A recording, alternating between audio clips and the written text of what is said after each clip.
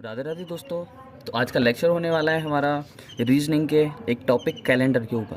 तो ये बहुत ही शॉर्ट, जिससे बोलते हैं बहुत ही ज़्यादा शॉर्ट वीडियो में आपको ये कंप्लीट कैलेंडर की थ्योरी दी हुई है। तो इन स्टेप्स, ये कुछ स्टेप्स दे रखे हैं, किस मंथ की कोडिंग क्या होती है, नॉर्मल ईयर में क्या होती है, लीप ईयर में क्या होती है, ये सब कुछ आपको यहाँ पर गिवन है।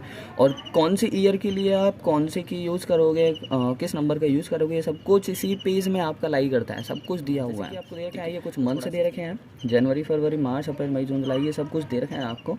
यदि आपको इसकी कोडिंग लिखनी है तो नॉर्मल ईयर के लिए क्या रहेगी, तो सबसे पहले 144025036 एंड 146। तो कैसे याद कर सकते हैं, तो सबसे पहले आपको ये 12 का स्क्वायर करना है, तो 12 का स्क्वायर 144 होता है। फिर 05 का स्क्वायर 25, 06 का स्क्वायर 36 एंड लास्ट में 146। क्लियर है। ये आपको नॉर्मल ईयर में मंथ्स के अकॉर्डिंग ये कोडिंग यूज़ करनी है। नेक्स्ट है आपका लीप ईयर। यदि आपको दे रखा हो, किसी भी लीप ईयर के लिए पूछा हो कि इसको आपकी डेट क्या होगी, लीप ईयर का मतलब ऐसी डेट जो आपकी 4 से डिवाइड हो जाए। ठीक है, हर 4 साल में आने वाली जो डेट होती है वो हमारी लीप ईयर कहलाती है। क्लियर है।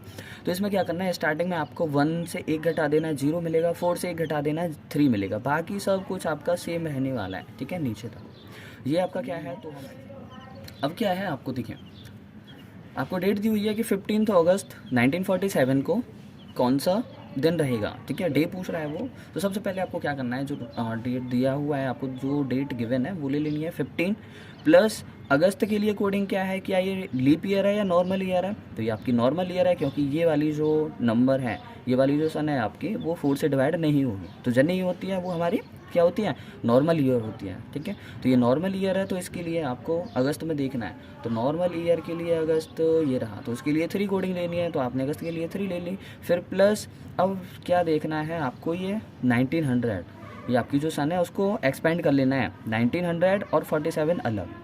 आपको 1936 दे रखी हो तो 1900 और 36 अलग। क्लियर है।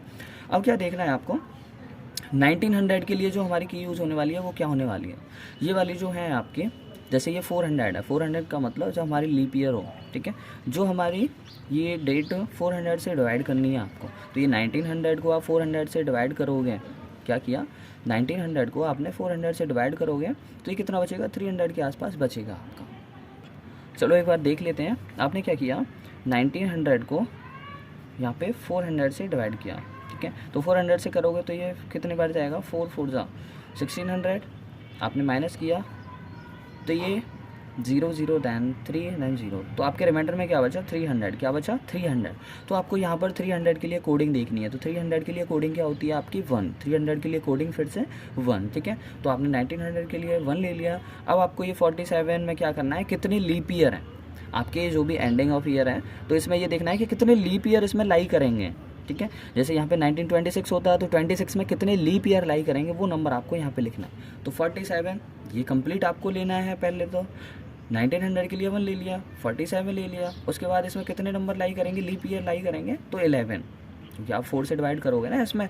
तो 4 से डिवाइड किया आपने 47 में, तो ये 4 बन जा 4, माइनस किया 0, देन 7 पुट किया, देन 4 बन जा 4, माइनस किया 3, तो आपके कितने लीप ईयर आए, 11। तो आपने क्या लिया, 11 प्लस 5। ये आपको सभी में करना है, जो भी आपकी गिवन डेट में पूछा हो, तो ये प्लस 5 आपको सभी में करना है। क्लियर है। अब क्या करेंगे, इन सभी को प्लस करना है। प्लस करने पर जो भी आ रहा है उसमें आप डायरेक्टली 7 से डिवाइड भी कर सकते हो। मैंने क्या किया है, अलग अलग नंबर को 7 से डिवाइड किया है। जैसे 7 में इसमें डिवाइड करोगे तो 7 2 जा 14, 1 रिमाइंडर बचेगा, 1 आपने यहाँ लिख लिया। फिर आपने 3 1 और 47 लिया, तो ये 47 और 1 48, 48 और 3 51। तो 7 से आप यदि 51 में डिवाइड करोगे तो 7 7 जो 49, तो 2 बचेगा। ठीक है, तो 2 बचा आपका, तो आपने ये 2 नंबर यहाँ पे ले लिया। 11 और 5 16, 16 में डिवाइड करोगे 7 2 जा 14, तो आपका ये 2 बचेगा, फिर से आपने 2 ले लिया। क्लियर है। इस तरीके से आपको ये नंबर लेने हैं। तो आपको ये देखना है 2 और 2 4 और 4 और 1 5, क्या आया हमारा 5। तो 5 की जो सीक्वेंस ऑफ डेज होता है वो क्या होता है हमारा, मंडे ट्यूसडे वेडनेसडे थर्सडे और फ्राइडे। क्या होता है, Monday Tuesday Wednesday Thursday Friday. तो आपका क्या आएगा, फ्राइडे। क्या आएगा, फ्राइडे। इसका मतलब 15 अगस्त 1947 को आपका जो डे होने वाला है वो फ्राइडे होने वाला है। क्लियर है। अब देखिएगा, कुछ ऐसी आपको डेट पूछ ली जाती है कि यदि हमारा 10 जनवरी 2008 को फ्राइडे है, तो 10 जनवरी 2009 मतलब उसका जो डेट होगी वो सेम दे रखी होगी, केवल वो नेक्स्ट ईयर के लिए बोल देते हैं कि 2000 से यदि 2009 में जाना है तो 10 जनवरी को ही वो डे क्या होने वाला है। तो इसके लिए क्या करना है आपको, देखिए यदि आप लीप ईयर दे रखी है आपको, जैसे कि ये 2008 क्या है आपका लीप ईयर, 2008 क्या है आपका लीप ईयर, तो आप क्या करेंगे इसमें +2 करोगे, क्या करेंगे +2 करेंगे। यदि आपका नॉर्मल ईयर से आप नॉर्मल ईयर में जा रहे हो, क्या है, यदि आप नॉर्मल ईयर से आप जंप कर रहे हो नॉर्मल ईयर में, तो आपको +1 करना है, बस इतना सा याद रखना है।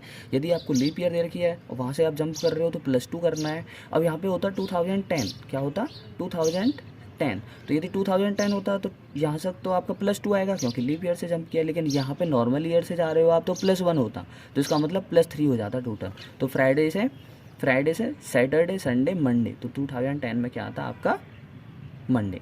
क्लियर है।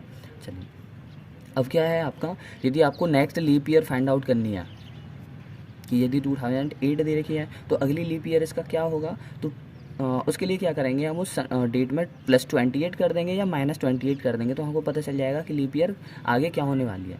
नॉर्मल ईयर के लिए क्या करेंगे, +11 या -11, क्या करना है +11 या -11।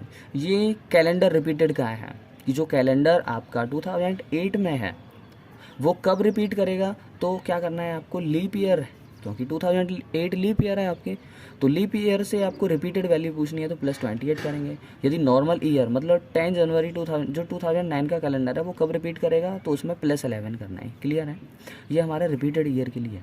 ठीक है, अब आपको दोनों ही लीप ईयर दे रखी है, तो दोनों ही लीप ईयर दे रखी है तो +1 करना है। जैसे 15 जनवरी 2005 को फ्राइडे है, ठीक है, सॉरी यहाँ पर आपका नॉर्मल ईयर आएगा। यदि आपको नॉर्मल ईयर से जंप करना है तो नॉर्मल ईयर मतलब 2005 से सेम डेट दे रखी है कि 15 जनवरी 2005 से 15 जनवरी 2006 में जाना है, तो 5 से 6 में ये लीप नॉर्मल ईयर का है, तो नॉर्मल ईयर से जंप करोगे तो आपका +1 होगा। तो यहाँ फ्राइडे था तो नेक्स्ट ईयर में क्या हो जाएगा, सैटरडे हो जाएगा। यदि आप लीप ईयर से जंप कर रहे हो तो उसमें +2 हो जाएगा, तो फ्राइडे से सैटरडे संडे। क्लियर है, ठीक है। अब क्या है, अच्छा ये +2 +1 क्यों होता है, क्योंकि देखिए यदि आप लीप ईयर से जंप कर रहे हो, जैसे 10 जनवरी 2008 से जाना है आपको 9 पे, तो ये क्या होगा हमारा जनवरी के बाद यदि आप फरवरी में भी लाई, इसके बीच में फरवरी भी लाई करेंगे, तो फरवरी में क्या होते हैं हमारे 29 डेज़ होते हैं, तो इसीलिए हमारा +1 बढ़ जाता है। अब आपको ये याद रखना है, जैसे यहाँ पर होता है आपका 10 मार्च होता, 10 मार्च 2008। अब आप बोलते सर यहाँ पर भी तो लीप ईयर है, तो लीप ईयर से आपने जंप किया तो क्यों नहीं आया, क्योंकि 2008 से और 10 जनवरी तक ही पूछ रहा है बस केवल वो, या 10 मार्च तक ही पूछ रहा है। तो क्या कह रहा था मैं कि 29 फरवरी यदि बीच में आएगी तो आपको +2 करना है, अदरवाइज़ +1 करना है, बस इतना सा कंसेप्ट है। तो ये आपका पूरा कैलेंडर दिया हुआ है यहाँ पे, आप इसकी हेल्प से कि क्या क्या कोडिंग यूज़ करनी है तो आपका इसका स्क्रीनशॉट भी ले सकते हैं। ये क्या होते हैं आपके शॉर्ट फॉर्मेट होते हैं जिसकी हेल्प से आपको थोड़ी सी ये हेल्प मिल जाती है, क्या मिल जाती है, जिससे कि आप डायरेक्टली फाइंड आउट कर सकें कि इस डेट को हमारा कौन सा डे होने वाला है। क्लियर है, राधे राधे सभी को। तो लाइक कमेंट सब्सक्राइब करना ना भूलें तो प्लीज़, और बेल आइकन दिया हुआ है उसको भी ऑन कर दें जिससे कि आपको लेटेस्ट वीडियो मिलती रहे। राधे राधे।